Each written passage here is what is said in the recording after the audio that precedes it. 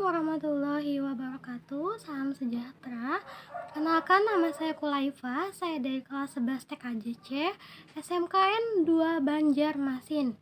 Di sini saya akan mempresentasikan sebuah materi yang berjudul Komunikasi Data. Yang pertama adalah tentang komunikasi. Apa itu komunikasi? Komunikasi merupakan suatu proses ketika seseorang atau beberapa orang, kelompok, organisasi, dan masyarakat menciptakan dan menggunakan informasi agar terhubung dengan lingkungan dan orang lain. Pada umumnya, komunikasi juga dapat dilakukan secara lisan maupun verbal yang dapat dimengerti oleh kedua belah pihak. Komunikasi berakar dari kata Latin yaitu communicare atau komunis, yang berarti untuk membuat sama atau untuk berbagi. Dengan demikian, komunikasi didefinisikan sebagai sebuah proses pengiriman pesan. Yang B, komponen utama dalam komunikasi. Yang pertama ada komunikator. Komunikator adalah orang yang menerima pesan, orang yang mengirimkan pesan. Lalu yang kedua ada pesan. Pesan di sini adalah informasi yang akan kita kirimkan kepada penerima pesan. Pesan yang dikirimkan berupa pesan-pesan verbal maupun non-verbal. Lalu yang ketiga ada encoding. Encoding adalah proses mengambil pesan dan mengirim pesan ke dalam sebuah bentuk yang dapat dibagi pada pihak lain. Lalu yang keempat ada media atau saluran komunikasi atau channel.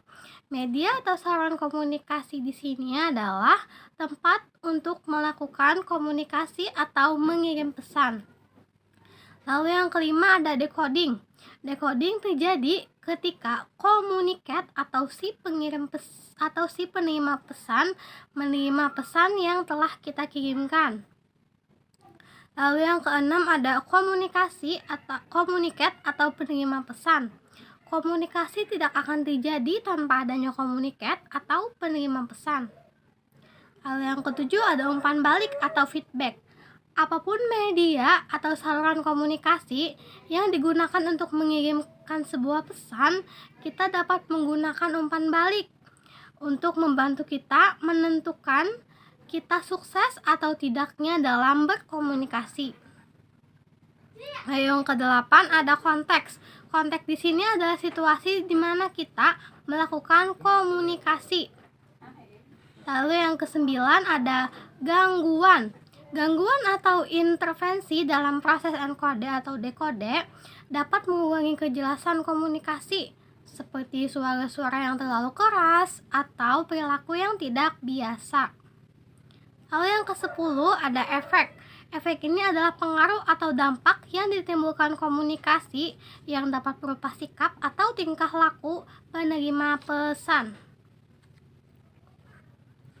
Lalu yang kedua ada informasi perkembangan komunikasi data.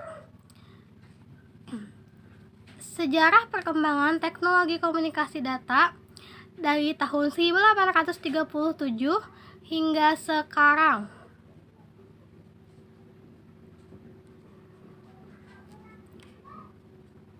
Pada tahun 1837,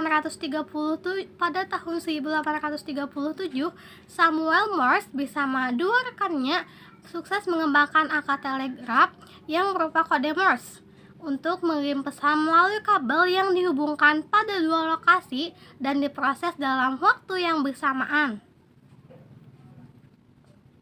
Lalu, pada tahun 1861 ditemukannya teknologi cikal bakal film yang mirip seperti sekarang ini, di mana gambar dibuat bergerak dan diproyeksikan menggunakan sebuah layar besar.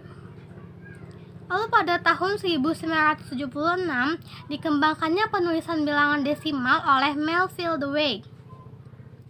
Lalu pada tahun 1877 perangkat telepon ditemukan oleh Alexander Graham Bell.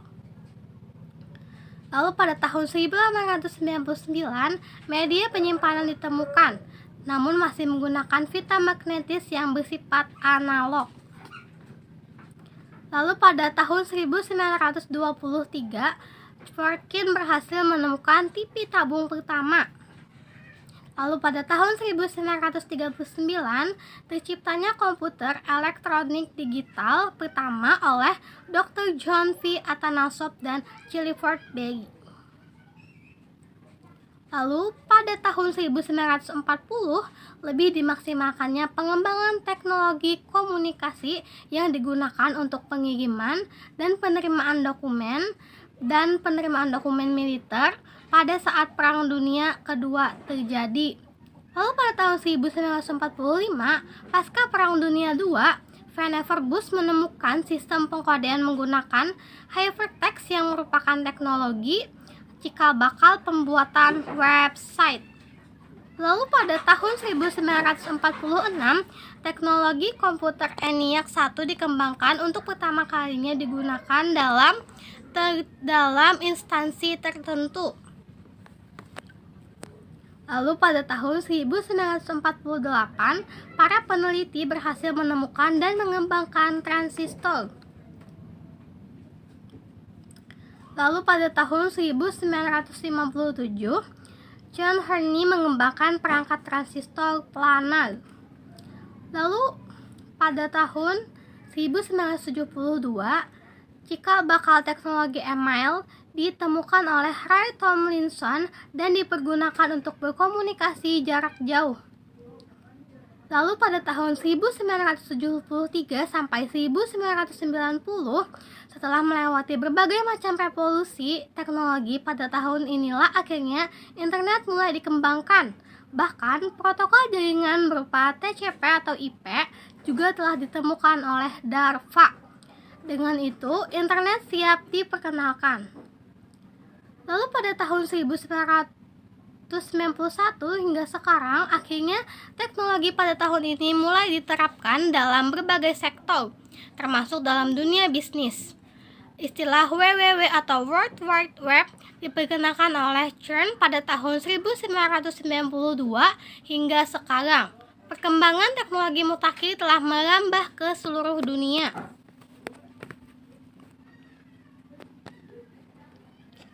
Yang ketiga, informasi karakteristik komunikasi data. Yang pertama, yang A, ada elemen komunikasi data. Apa itu komunikasi data? Komunikasi data merupakan suatu pengiriman dan penerima informasi atau data dari dua atau lebih alat-alat elektronik seperti komputer, laptop, printer, telepon genggam, dan lain sebagainya. Beberapa elemen komunikasi data yang penting untuk kita pahami, yaitu yang pertama ada pengirim. Pengirim ini adalah pihak yang membuat pesan. Lalu yang kedua ada penerima atau pihak yang menerima pesan. Lalu yang ketiga ada bahasa data. Bahasa yang dimaksud di sini adalah bahasa elektronik, kode program, dan lain sebagainya. Lalu yang keempat ada transmitter. Di sini adalah alat mengubah data. Lalu yang kelima ada encoder. Encoder di sini adalah alat atau pihak yang melakukan pengkodean atas pesan yang dikirimkan oleh penerima. Lalu yang keenam ada decoder. Decoder ini adalah alat atau pihak yang melakukan pembacaan kode atau simbol. Lalu yang ketujuh ada media transmisi. Sarana atau perangkat untuk mengirimkan data dari pengirim ke penerima. Lalu yang kedelapan ada protokol. Protokol ini adalah alamat yang dituju penerima pesan dan sebaliknya. Lalu yang B, hal yang dapat mempengaruhi komunikasi data. Hal yang dapat mempengaruhi komunikasi data yang pertama ada pengetahuan.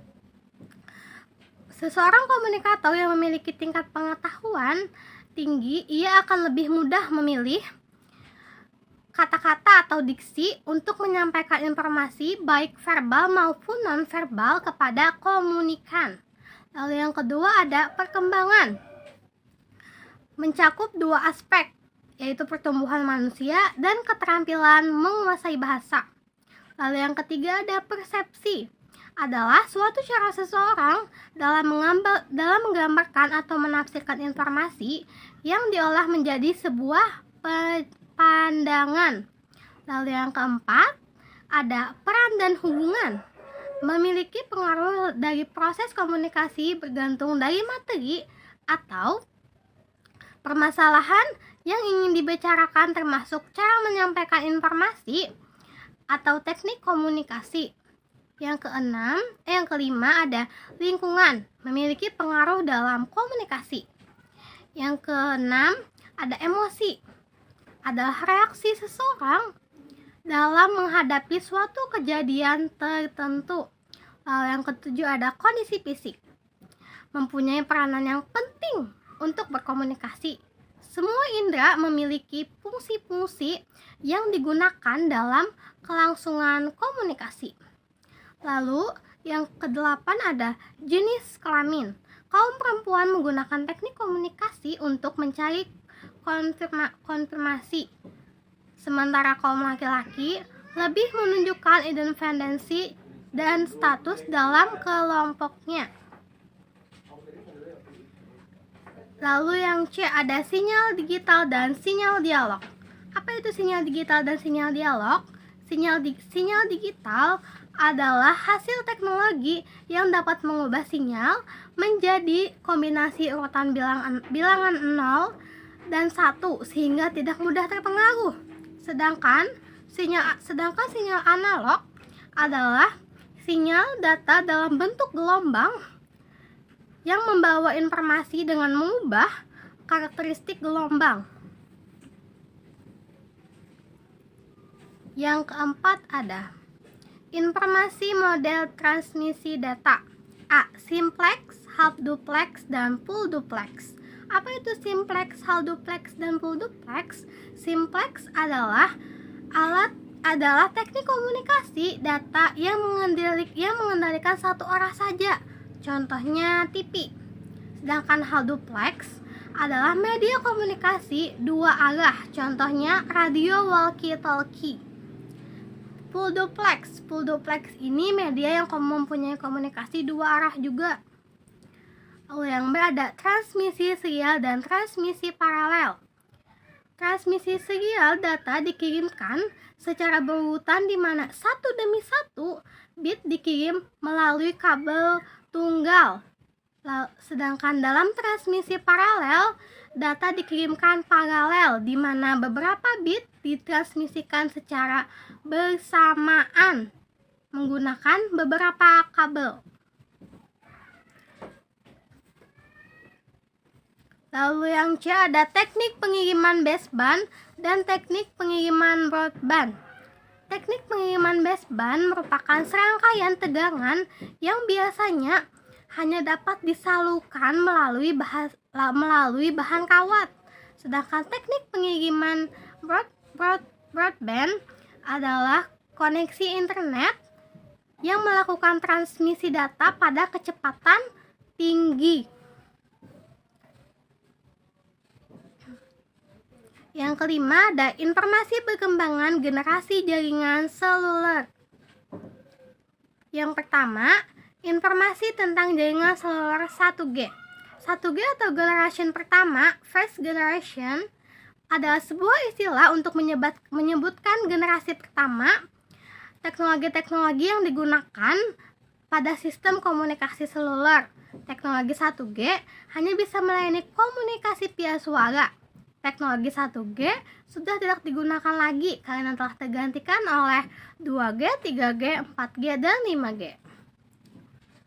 Yang kedua, informasi tentang jaringan seluler 2G.